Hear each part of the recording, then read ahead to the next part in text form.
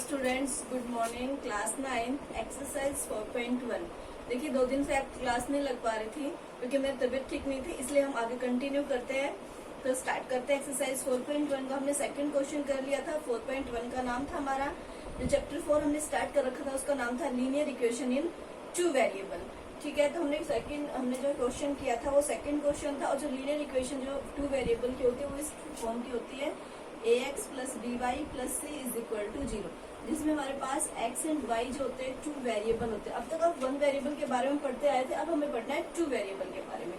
तो देखिए अब इसमें हमारा क्वेश्चन नंबर 1 लिखा हुआ है। इसने कहा the cost of a notebook is twice the cost of a pen.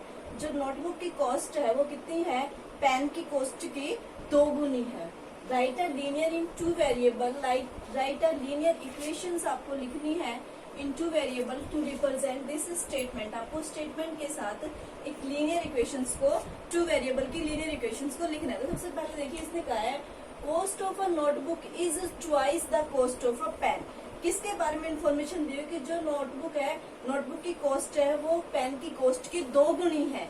मतलब नोटबुक के बारे में तो बताया गया है कि वो पेन की कॉस्ट से 2 गुनी है, लेकिन पेन की कॉस्ट हमें नहीं बताई गई। तो हम लेट करेंगे कि let cost of pen and cost of notebook, दोनों की कॉस्ट को क्या कर लेंगे? लेट कर लेंगे। और उसके बाद हम क्या बना देंगे? अपनी इक्वेशंस बना देंगे। तो लिखिए लेट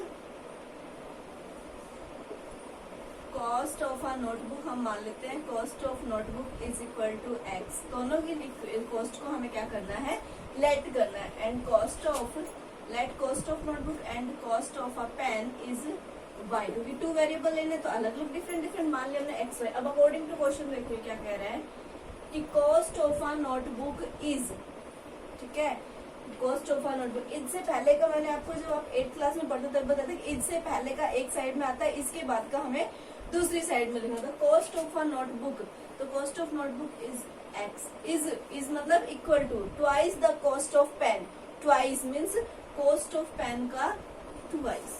तो ये होगी हमारे पास, इधर लेके आएंगे तो x minus 2y is equal to में 0। ये आपके पास बन गई एक लीनियर इक्वेशन। तो इसने कहा था कि कॉस्ट, जो नोटबुक की कॉस्ट है वो पेन की कॉस्ट की 2 गुनी है। तो आपको एक लीनियर इक्वेशन बताना है। हम लेट करेंगे, दोनों की लेट कर लेंगे कॉस्ट को कि cost of a notebook is equal to X and cost of a pen is equal to Y. उसके बाद अकॉर्डिंग टू क्वेश्चन इसने कहा है कि जो नोटबुक की कॉस्ट है, देखो इससे पहले का हमें, फिर मैं ध्यान रखिएगा, इससे पहले का हमें एक साइड लिखना है, इसके बाद का हमें दूसरी वाली साइड लिखना है। तो cost of a notebook is means इसके पहले का हमें इधर cost of notebook X is मतलब equal to twice the cost of pen, twice the cost of pen, यानी कि इसका ट्वाइस टू वाई। तो यहाँ से इक्वेशन क्या बन गई? x minus 2y is equal to 0। इसी टाइप के आपको इक्वेशन बनाने थे, लीनियर इक्वेशन इन 2 वेरिएबल। अब देखिए अपना थर्ड क्वेश्चन।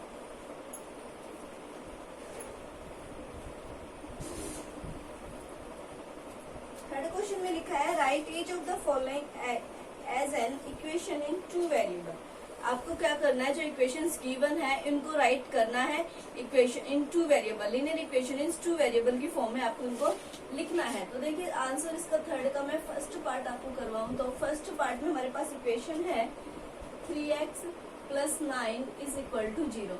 आपको इस इक्वेशंस को क्या करना है? लीनियर इक्वेशन 2 वेरिएबल की फॉर्म में लिखना है। लेकिन इसमें आपका वेरिएबल कितना गिवन है? 1 वेरिएबल गिवन। अब जो वेरिएबल गिवन नहीं है उसको 0 से मल्टीप्लाई करके हम लिख देंगे, क्योंकि अगर हम 0 इंटू वाई करेंगे तो कोई फर्क हमारे पास नहीं पड़ेगा। ये वापस से कितना आएगा? 0 आएगा। तो जो भी वेरिएबल आपको गिवन नहीं होगा उसी के आगे हम 0 लगाएंगे एंड उसको सोल्व कर देंगे। तो देखिए हमारे पास इक्वेशंस क्या बन जाएगी यहाँ से, the given equation,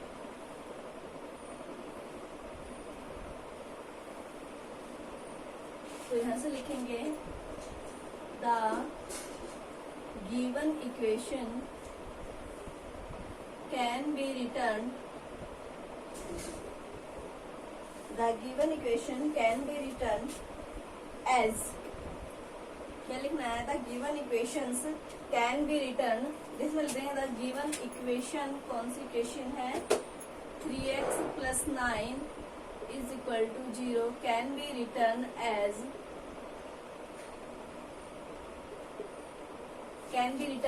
3x plus 9 is equal to 0। आपके पास इक्वेशन लिख दिया हमने 3x x तो हमारे पास गिवन है। अब वेरिएबल कौन सा नहीं है, y वेरिएबल नहीं है, तो जो वेरिएबल नहीं है उसको लिख देंगे 0.y plus 9 is equal to 0। इसका मतलब मल्टीप्लाई, डॉट का मतलब क्या होता है मल्टीप्लाई, तो 0 multiply y plus 9 is equal to में 0। इसी तरह देखिए आपके पास एक सेकंड क्वेश्चन देखिए, इसमें लिखा है 4y इज इक्वल टू 13। तो इसमें आपका कौन सा वेरिएबल नहीं है, x वेरिएबल नहीं है। जो वेरिएबल नहीं है उसके साथ हमें क्या लगाना है, 0 लगा के उस वेरिएबल को लिख देना है। आपके पास इक्वेशन बन जाएगी, तो लिखेंगे the given equation 4y is equal to 13 can be written as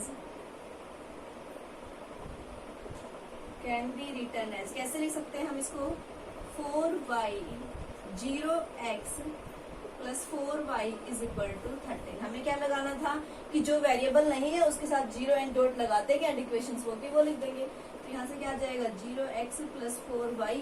इसमें क्या होता है हमारे पास कांस्टेंट भी, इक्वल टू भी सिर्फ हमारे पास क्या होता है 0 इक्वल, ठीक है, क्योंकि हमारे पास इस टाइप की इक्वेशन होती है ax plus by plus c is equal to 0। Constant हमारा लेफ्ट हैंड साइड में होता है, राइट हैंड साइड में ओनली हमारा 0 होता है।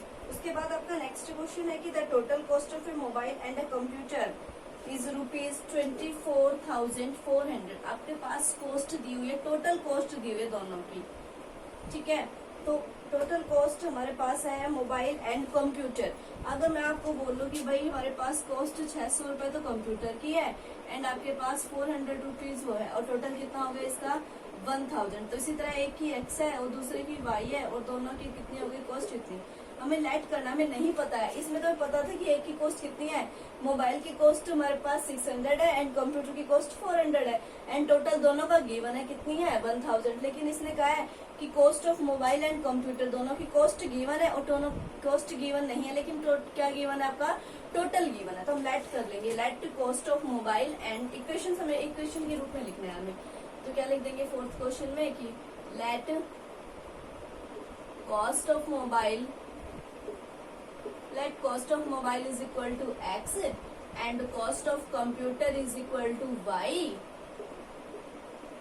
Cost of computer is equal to y and according to question इन दोनों की टोटल कॉस्ट कितनी है 24,400। so x plus y is equal to 24,000 चाहिए 400। अब इसको इधर ले आएंगे तो इक्वेशन बन जाएगी x plus y is equal to 24,400 is equal to 0। ये हमें इस टाइप के इक्वेशंस बनानी थी। आज के लिए इतना ही, कल करेंगे। Thank you.